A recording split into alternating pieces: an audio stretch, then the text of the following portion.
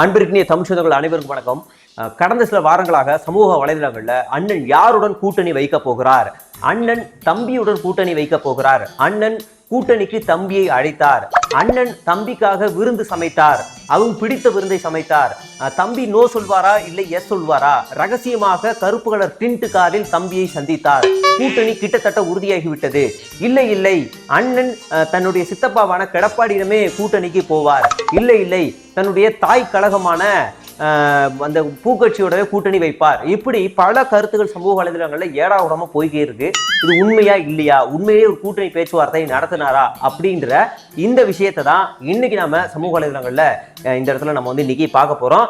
நீதி வழங்கும் போது அண்ணன் தம்பி சொந்தம் பந்தம் பணக்கார ஏழை எதையுமே பார்க்க கூடாதுடா, நாயத்தை மட்டும் தான் சொல்லணும். அதாவது அண்ணன் இந்த 2026 ஆட்சி பிடிக்க போகிறேன்னு சொல்லிட்டாரு. இதேதான் 2016 சொன்னாரு, 2021 சொன்னாரு, 2026 சொன்னாரு, 2030 சொல்ல போறா, அது வேற கதை, விடுங்க.